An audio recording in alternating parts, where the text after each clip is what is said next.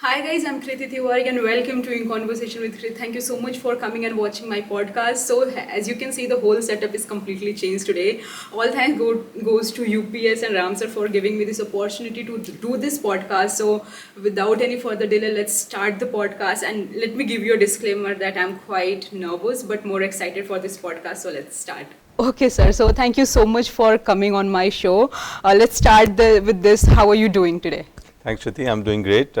As usual, lot of work, but I'm happy that we could take out time to be in this wonderful studio. This is, in fact, my first formal recording in this studio also.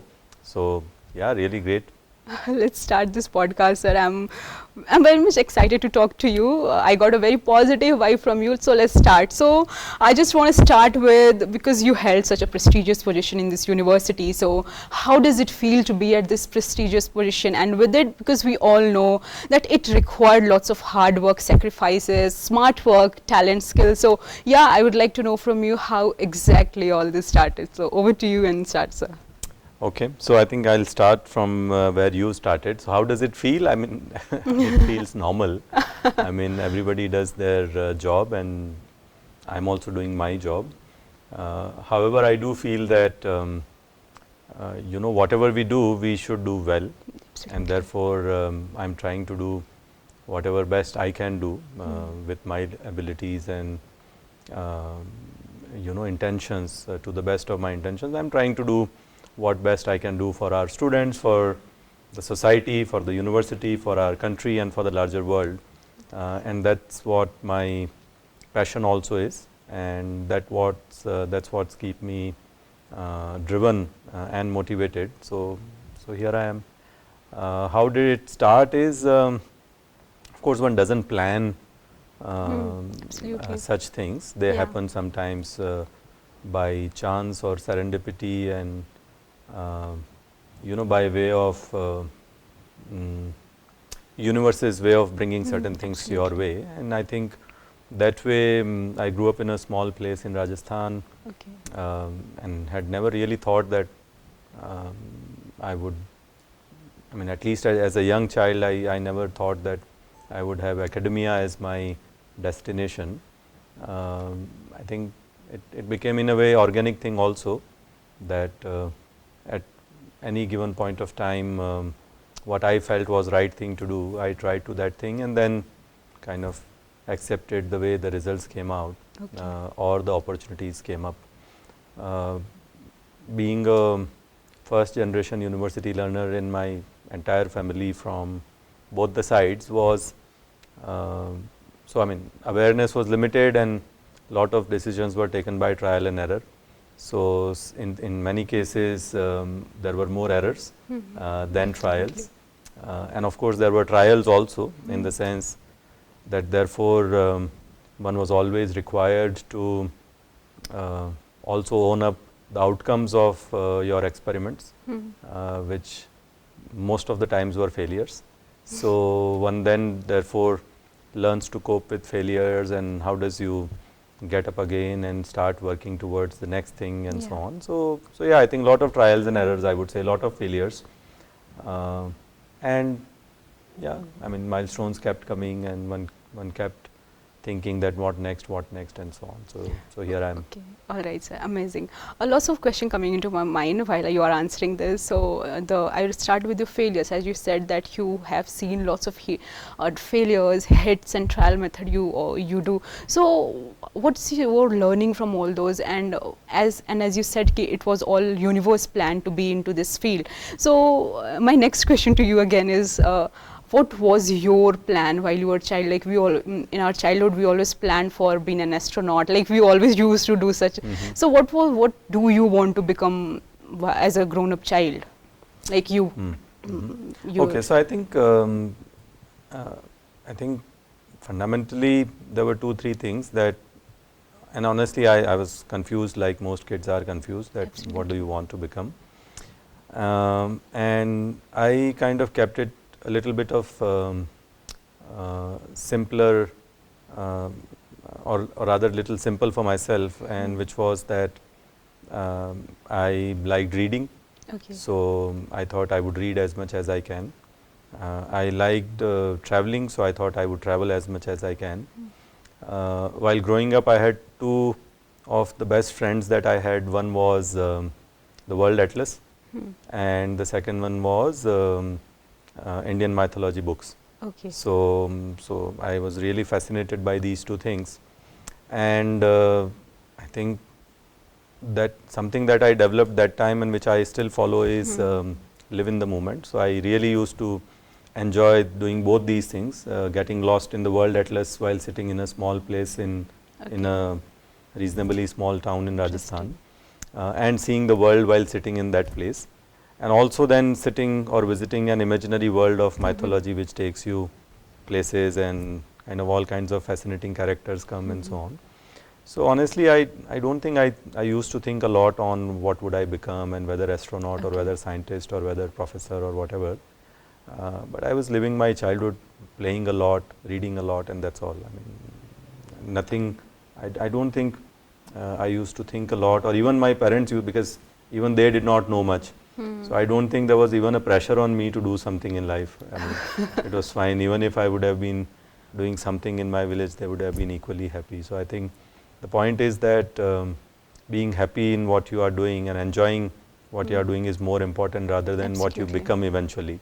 That doesn't matter. Yeah, it matter more that you enjoy the process, you enjoy the moment, you live in the moment. All right, so would you like to describe about the leadership quality which you which you have right now? That's a funny question, because you are asking me what leadership qualities I have. Fundamentally, I think I have none. I think maybe my colleagues might be better able to mention them. But first of all, I do not fundamentally believe in the idea of leading, so to say. I believe in the idea of serving. And therefore, the question I ask myself is that how do we serve better? How do we serve our students better? How do we serve our colleagues here better? How do we ensure that there is an ecosystem which is sustainable, which is encouraging for everybody, for free ideas, free expressions, and people are encouraged to do what they like to do.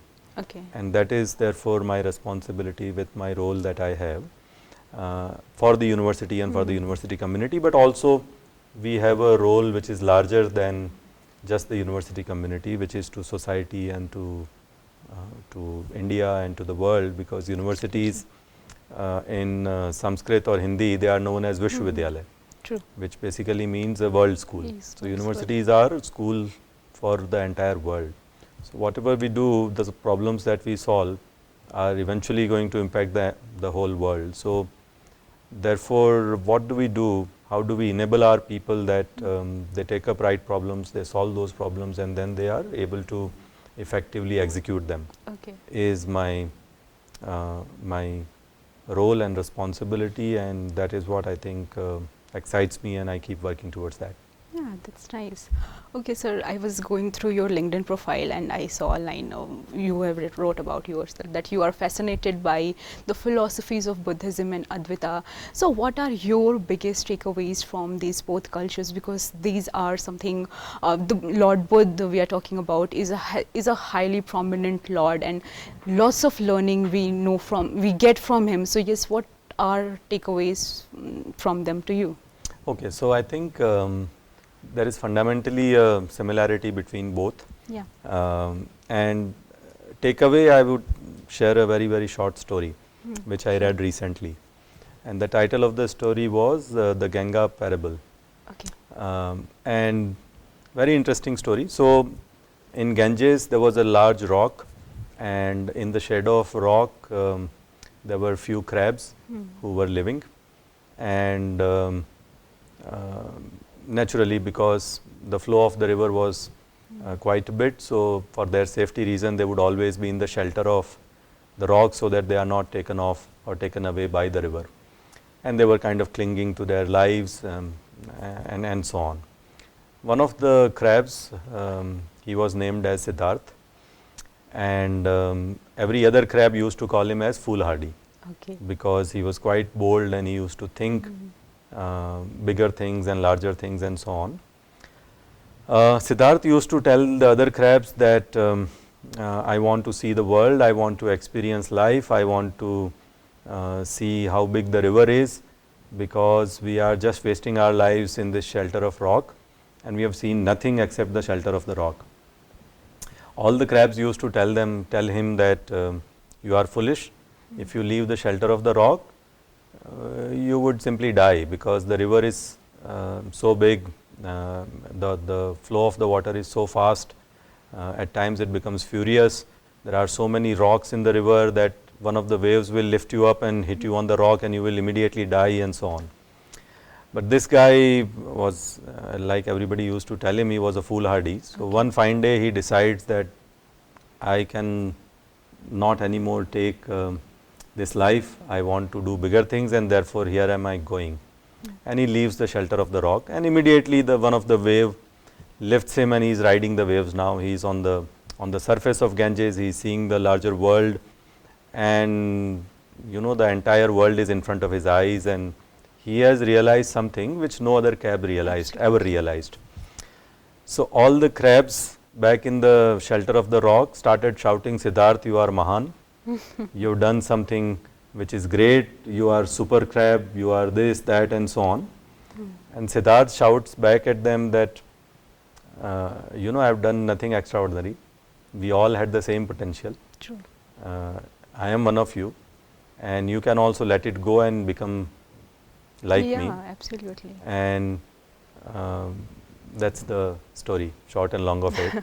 Now you can think the name of the crab was not chosen randomly, but this story is a very powerful way of saying that, whether you call Lord Buddha or whatever, but essentially he also used to say that I have not done something extraordinary. True. Every human being has that potential, and everybody can become one. Absolutely. It's So true. So therefore, this is what fascinates me, that all of us, every individual, has that potential to become whatever we want to become, Absolutely. and that's really fascinating. And this is what also Advaita says, that you are the God, essentially, or rather every individual is a God. True. And there is no need to kind of follow anything or do anything, and that's really fascinating. Yeah, it's quite fascinating for all of us, because most of time we always undervalue ourselves. We didn't understand what is in us. We always used to, fight for. We always looking at the world and compare ourselves with them, which is not absolutely always true. Okay, sir. One question I'm asking from myself, because I'm quite curious to know about this. Because you have been to abroad, you work there, and nowadays not from so many times, everyone says to do studies from abroad and work there. So I want to know from you, how was your experience there? What pros and cons you have seen? What pros and cons you have seen? Like, what is extra there and which is not in our country? So why we are pushing ourselves to go abroad, take studies, and lot more. Yeah. So I think one thing is, it is always good to travel. It is always good Yeah. to see world, experience different cultures, diversities, get exposed to different ways of thinking, ways of seeing, and so on, and learn from each other. And it's not that when we go abroad, essentially we learn from them, they also learn Yeah, from us. So it's absolutely. the learning is always kind of bilateral. But the point is that being obsessed with an idea of going abroad is something which is not a great thing. Yeah, I think, absolutely. But I think we are in a yeah, culture so to as go, long as to one go. is taking as part of learning and so on, I think I personally am very, very supportive of that. I think one should always learn new things, and from wherever they can. I mean, every society, every country has pros and cons. Absolutely. And I mean, so I got a chance to spend quite some time in California, which is like one of the economically